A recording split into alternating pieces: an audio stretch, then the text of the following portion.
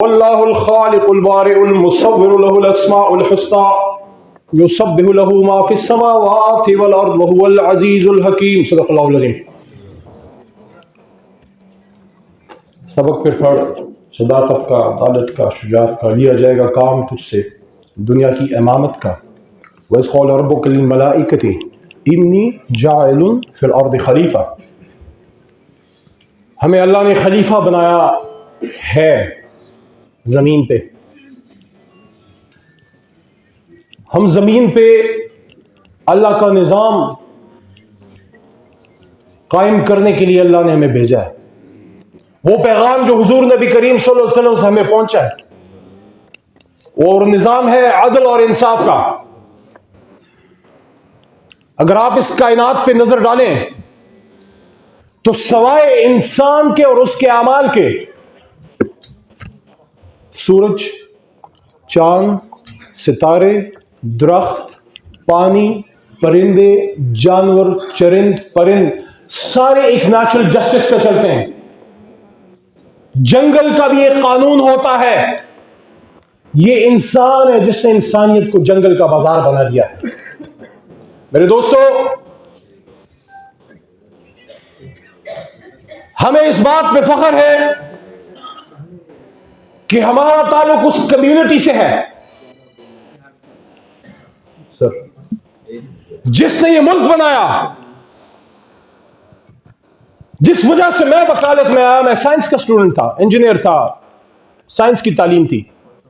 وہ ایک وجہ تھی کہ مجھے ایسا لگا 27 سال کی عمر میں کہ جب میں انجینئرنگ کر رہا تھا، فیلڈ میں تھا، مجھے ایسے لگا کہ یہ ملک کے لیے روڈ اور برج بنانا ضروری ہے۔ I was a civil engineer۔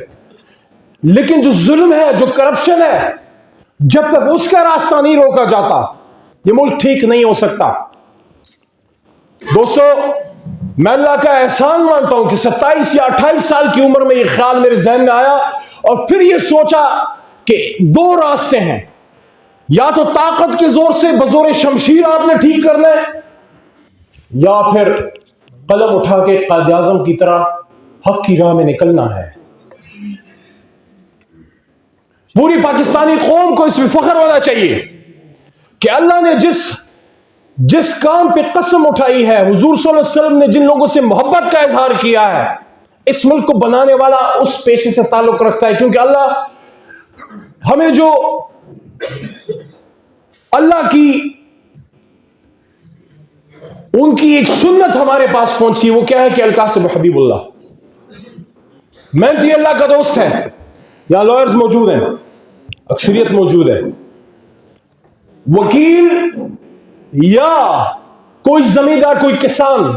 اگر آپ نے اللہ پہ توکل دیکھنا ہو تو آپ کسی وکیل یا کسان کو دیکھیں۔ کسان جو رات کو 2 یا 3 بجے اٹھ کے پانی لگاتا ہے کھیت کو،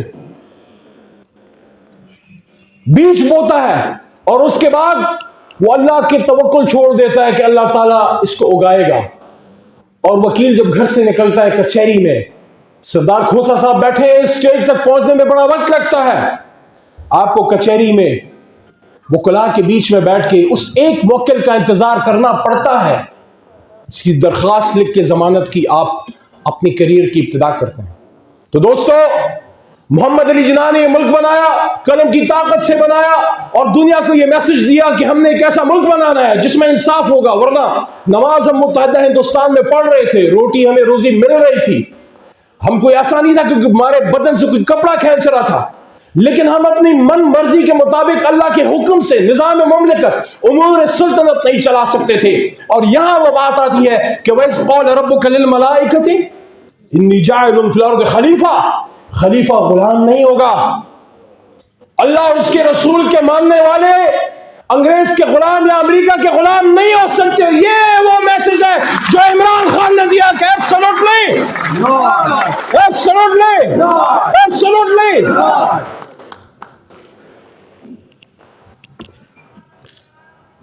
میرے دوستو، اگر ہم مسلمان ہیں، ہماری ذمہ داری ہے کہ اپنے ہاتھ کے نیچے جتنے بھی ہمارے ہاتھ کا مال ہے، वहां इंसाफ कायम करे। और बहैसियत मुसलमान, अगर मैं पाकिस्तान का सदर और वजीर आजम या कोई और बड़ा होता हूं, मेरे से न सिर्फ पाकिस्तान बल्कि अक़वाम आलम के मुसलमान का पूछा जाएगा, क्योंकि सिर्फ हमने एक खित्ता जमीन हासिल नहीं किया था, ये एक सोच थी। जब हम कहते हैं कि पाकिस्तान का मतलब क्या, ला इलाहा इल्लल्लाह, तो फिर आपके दिल में दर्द उठना चाहिए। जब फलस्तीन में लोगों के सरों के ऊपर टैंक गुजरते हैं, जब कश्मीर में असमत रेज़ी होती है, आपका दिल दुखना चाहिए। तो ये कैसे हो सकता है कि मैं तो महफूज रहूं लेकिन मेरे मुल्क में अड्डे हो जहां से जहाज उड़ के मेरे पड़ोस में मेरे मुसलमान बरादरी अफगानिस्तान के ऊपर बम गिरे, तो फिर चाहे इख्तिदार भी जाए, फिर एब्सोल्युटली नॉट होगा।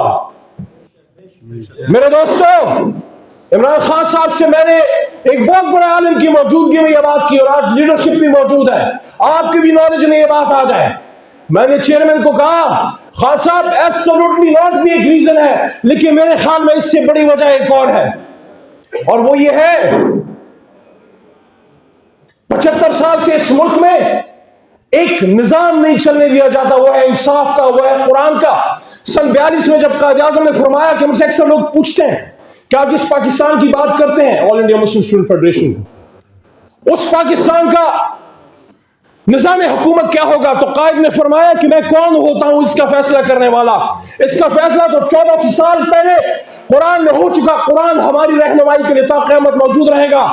तो जो कुरान की बात करेगा, जो शरीयत की बात करेगा, जो हुर्मत रसूल सल्लल्लाहु अलैहि वसल्लम की बात करेगा, जो उम्मत मुस्लिमा को इकट्ठा करने की बात करेगा, या फांसी चढ़ाया जाएगा, या जेल में डाला जाएगा, या उसको गोलियां मारी जाएंगी।